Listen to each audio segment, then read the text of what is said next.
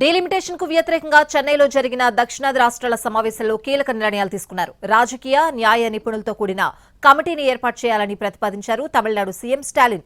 ఈ తీర్మానాన్ని సమావేశం ఆమోదించింది. ఇక త్వరలో హైదరాబాద్ లో దక్షిణాది రాష్ట్రాల నేతలతో బహిరంగ సభ నిర్వహించాలని కూడా నిర్ణయించింది. ఈ పోరాటంలో ప్రజలను భాగస్వామ్యం చేసేందుకు ఒక భారీ బహిరంగ సభను ఏర్పాటు చేస్తామని తెలంగాణ సీఎం రేవంత్ రెడ్డి చెప్పారు. ఈ పోరాటాన్ని ఏ విధంగా ముందుకు తీసుకువెళ్లాలి అనే విషయాన్ని ఆ సమావేశంలో చర్చిస్తామన్నారు సీఎం రేవంత్ రెడ్డి. ప్రస్తుతం జరుగుతున్న పార్లమెంట్ సమావేశాల్లోనే ప్రధాని మోడీని కలిసి వినతి పత్రం సమర్పించాలని ఎంపీల బృందం నిర్ణయించింది. ఈ సమావేశానికి టీఎంసీ, వైసీపీ, టీడీపీ, జనసేన హాజరు కాలేదు. వీరు సమావేశానికి కూడా మద్దతు ఇవ్వలేదు. వైఎస్ జగన్ దక్షిణాది రాష్ట్రాలకు అన్యాయం చేయొద్దని ప్రధాని మోడీకి లేఖ రాశారు.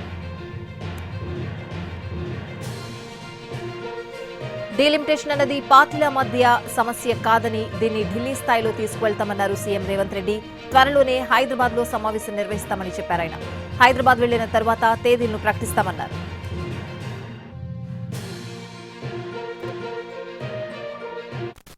We are going to organize a closed door meeting as well public meeting. So this is the public issue. We wanted to create an awareness in the public.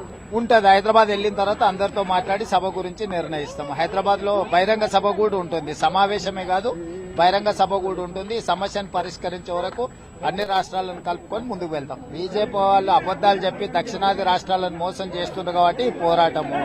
ఎందుకు ఇప్పటి వరకు ఏ విధి విధానాలతో పార్లమెంటు పునర్విభజన చేస్తారో చెప్పడం లేదు, ఎందుకు పార్లమెంట్ లో చర్చ చేయడం లేదు, ఎందుకు ఆల్ పార్టీ మీటింగ్ పిలవడం లేదు అంటే they have their own hidden agenda. BJP wants to complete, they wanted to deprive southern